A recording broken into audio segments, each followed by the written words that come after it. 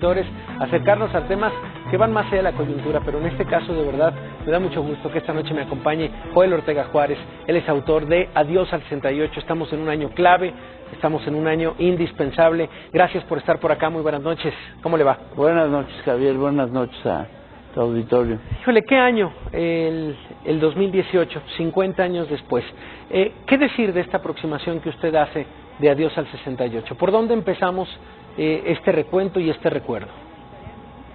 Pues yo creo que la idea central, empecemos por ahí, por eso se llama el libro Adiós al 68, porque desde mi óptica el 68 ya es parte de la historia, es historia.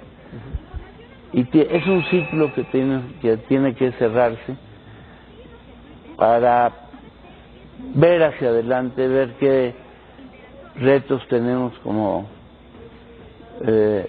que resolver hacia el futuro.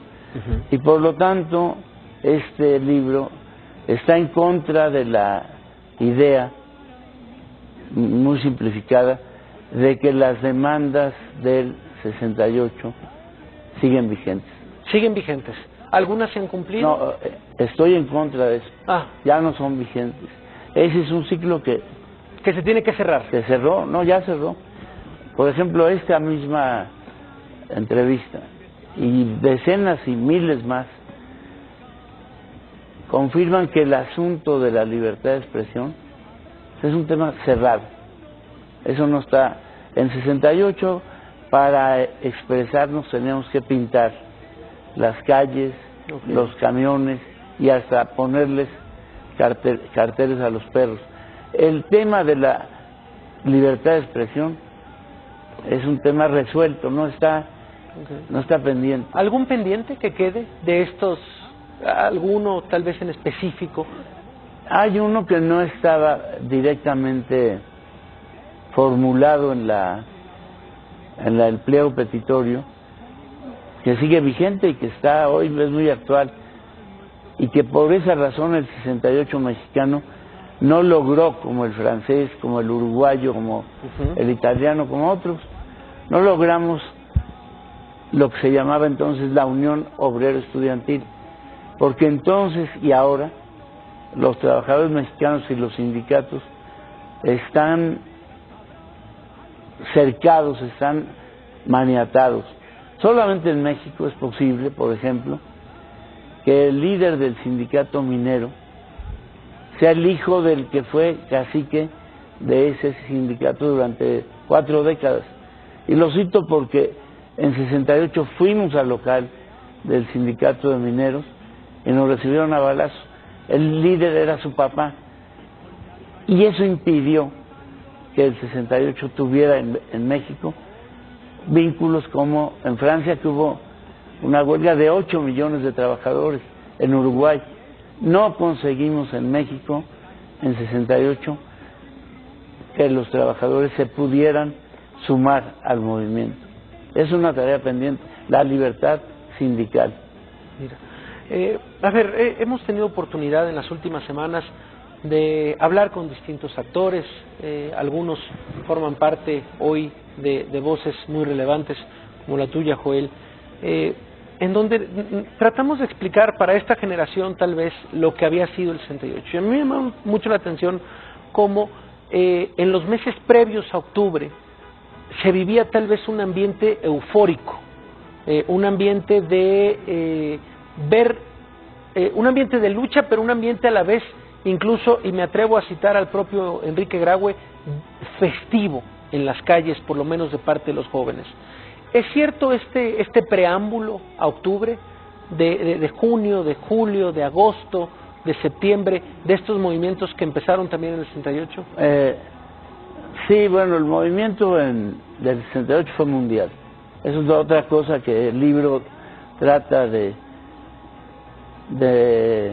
promover, porque la idea es exactamente, se ha divulgado en México, es la contraria.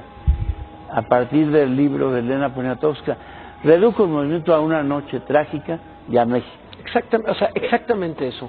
Eso ¿De qué tamaño era el 68? Como un más movimiento que el tamaño, mundial. Era mundial, pues era Javier estuvo en 60 y tantos países. Lo mismo de la Europa desarrollada, Francia, Italia, Alemania, que de la Europa del llamado socialismo soviético, Polonia, Checoslovaquia, que en la parte asiática pobre, Afganistán, la India, la parte moderna de Asia, Japón, pero hasta incluso en el Magreb, en el norte de África. Hubo movimientos en Marruecos, hubo movimientos en el África Negra, en Ghana, y en América, México, Uruguay, Brasil, en todo el mundo hubo movimiento. ¿Y con el paso del tiempo has tenido alguna explicación de esto, de este despertar de juventudes? En el libro trato de darle una contextualización, dicen, es una palabra muy darle contexto, chocante. Sí. Y ocurrió algo que solo se puede explicar de manera, yo le llamo, de una combinación astral. La generación nuestra, la de los llamados baby boomers, nacimos inmediatamente después del fin de la Segunda Guerra, fuimos una generación privilegiada porque se combinó la rebelión juvenil, esa de los fines de los 50, el rock and roll, Presley, Ricardito, Bill Haley, con el cine cercano a eso, Semilla de Maldad, Rebelde sin Causa, con la Nouvelle Vague de Francia, con el fenómeno del boom latinoamericano, Cortázar, García Márquez, Fuentes, con la liberación de África, Ghana, Argelia, Congo belga, con la guerra de Vietnam, y también... ¡Qué cóctel, eh! Sí, sí, y también con la Revolución Francesa. Es muy buena el término que usa. El gobierno de México, estúpidamente, y lo sigue diciendo Díaz Ordaz y Echeverría, consideró que era una conjura comunista. ¿Cómo se le hace para conjurar un movimiento tan complejo? Eso es imposible ni con los... No hay organización que pueda hacer una conjura de ese tamaño. Ni con los medios actuales. Fue algo que ocurrió, que yo digo que ocurre de manera esporádica cada 1000 años. Durante los 10.000 años de civilización que tenemos, solo han ocurrido dos cosas semejantes. En 1848, que fue la rebelión obrera en Europa, y este movimiento en los 60. Porque en realidad es un movimiento que abarca toda la década de los 60, pero claro, tuvo un punto culminante que fue en 68. El Mayo francés, México, Uruguay, etcétera. Tiene una fuerza importante que usted diga adiós al 68. Es muy fuerte, tiene simbólicamente esta necesidad, como usted dice, de ya cerrar ese ciclo. Al final yo creo que también esta hipótesis o esta realidad que usted dice de el 68 no solo es el 2 de octubre. O sea, ocurrieron muchas cosas en México, se empezaron a abrir ciclos. En su vida personal, ¿cómo fue ese año específicamente y lo que significó para marcar su vida? Bueno, para mí fue muy afortunado. En julio de 68, un día antes de que empezara el movimiento, el 26, por una casualidad salí rumbo a Europa a un congreso en la ciudad de Sofía, Bulgaria, al que fueron gente de todo el mundo. Un joven de 22 años, sí, más o menos. 22 exactamente. Fueron delegaciones de los palestinos, de los italianos, de todo el mundo. Entonces me tocó, y los checos, los checoslovacos, que es muy importante. El movimiento no está hermanado al 68 con Praga. Ahí comenzó un intento de liberalización de un socialismo anquilosado, autoritario, y también terminó con la invasión. El 68 mexicano está entonces muy vinculado al Mayo francés, pero a la primavera de Praga también. Eso me permitió tener una vista no aldeana. No me estaba viendo al ombligo, como el PRI, como México no hay dos, en fin, pues no, ni como Senegal, ni como ningún otro país. Claro. Es ridículo eso, pero bueno. Sin embargo, de los casi 300 libros que hay escritos sobre el 68, la excepción sería el mío y Volpi, que hablamos del movimiento a nivel planetario. Todos los demás se centran incluso a la anécdota, que si el pleito de dos pandillas, que si esto, y una visión, yo le llamo lloricona, del 68, del 2 de octubre. 2 de octubre no se olvida, cuando lo que había que hacer, en todo caso, era trabajar para consignar, procesar a los criminales, cosa que hicimos algunos. Se conoce muy poco, pero logramos nada más y nada menos que los jueces determinaran que lo que ocurrió en 68 fue genocidio y que el responsable, uno de los responsables era Echeverría, que por ello sufrió prisión domiciliaria casi 3 años. Y eso casi no se conoce. No se conoce porque pues, hay interés de que eso quede escondido, ¿no? A ver, esto que construyeron ustedes, estos baby boomers, lo dices en el libro, a ver, se van palomeando algunas batallas dadas. ¿Cuáles son las preocupaciones que tú ves en este 2018?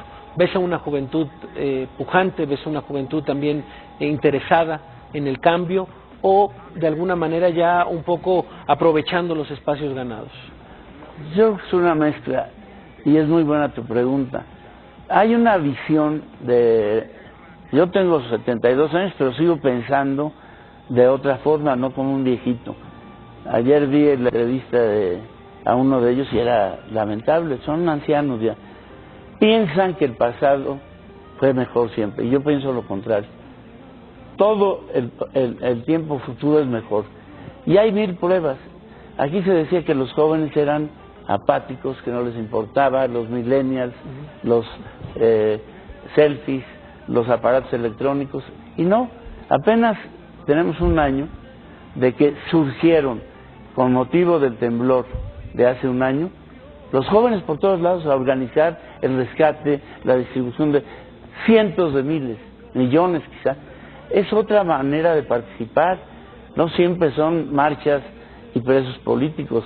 Las sociedades de hoy tienen otras formas, y yo creo que efectivamente los jóvenes, doy otro dato, de los votantes por López Obrador, un número muy importante, donde más votos tuvo, fue entre jóvenes y jóvenes universitarios.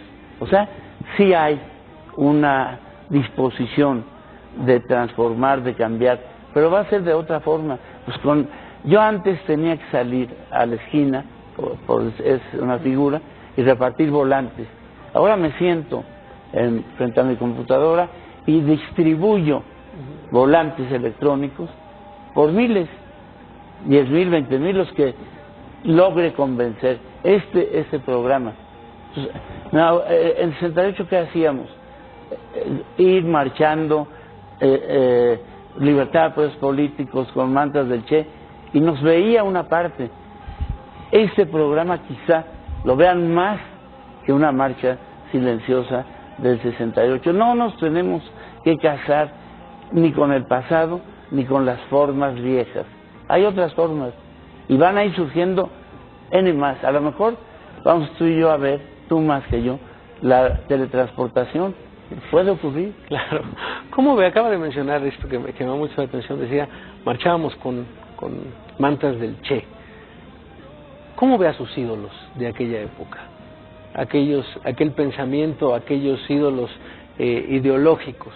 Bueno, no quiero ser petulante, pero una de mis ventajas es que nunca tuve ídolos. No tuvo ídolos. El Che era una figura que respeté mucho hasta que me di cuenta que pues, cometió miles de fusilamientos, pero sí tenía líderes, digamos, eso sí me encanta, me siguen encantando. Jagger, los Beatles, Sabina. Líderes. En mi libro evoco y cito varias veces a Sabina, porque la vida es mucho más rica que la rigidez doctrinaria, que el academicismo, y peor que el Estado. muchos de los que participaron en aquellos años, omito los nombres porque no tengo un pleito personal con nadie, son mis amigos, pero se convirtieron exactamente en lo contrario. Ahora son diputados, senadores, funcionarios de los gobiernos. El 68 era un movimiento contra el poder. Entonces, ¿cómo vamos a explicar que es un movimiento que cristaliza con López Obrador? Para nada. Un hombre conservador, un hombre que está contra la legalización de las drogas, que se asusta con el asunto del matrimonio igualitario, claro. Igualitario. Eso tiene otras virtudes, sin duda. Es un hombre que transmite de manera genial lo que cree. Todos nos acordamos de sus frases, frijoles con gorgojo, vamos a sacar la magia del poder, pero su manera de ver la vida es una manera de ver del pasado. Sí, es un conservador, tiene razón. Es un conservador, a lo mejor, pero los jóvenes no votaron por el conservadurismo, votaron por el cambio. Se van a decepcionar, yo creo, pero los jóvenes siguen siendo una gran fuerza de cambio. Por eso hay que cerrar el 68 y hay que empezar o continuar, porque una cosa que es muy importante, en todo el mundo, en esas 60 y tantas luchas, para que reviviera el movimiento estudiantil tardaron 19 años, 16 años. En México, menos de 3 años ya estábamos en la calle el 10 de junio. Y luego vino el 86, y el 85, y el 99-2000, y el Yo Soy 132, y el 2014 el Politécnico. O sea, y ahora, el año pasado, el sismo. Los jóvenes han estado siempre participando. Ahora, nadie, en ninguna parte del mundo, los movimientos duran toda la vida.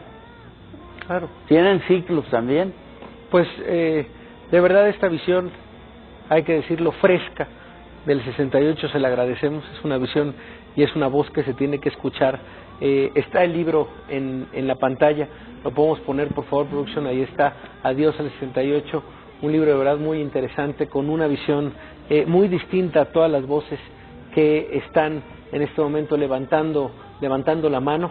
Es una lectura necesaria y de verdad le agradezco a Joel Ortega Juárez haber estado por acá en esta pequeña reflexión. Conforme se acerque el 2 de octubre, yo sé que con esta visión y con estas palabras que usted me dice, no podemos nada más simplificarlo a eso, pero vale la pena escuchar otra vez esta reflexión acompañada también de varias. Lo vamos a estar invitando para que otra vez esté por acá. Pues agradezco mucho al Financiero, a ti, y pues espero que lo compren y lo lean. Y discutamos. Yo no tengo la verdad, es una opinión más, pero sí es muy diferente a todas las demás. Al coro. Soy ajeno a los coros. Qué bueno desafinar, de verdad. Gracias, de verdad, por haber estado esta noche por acá. Vamos a una pausa, regresamos aquí a la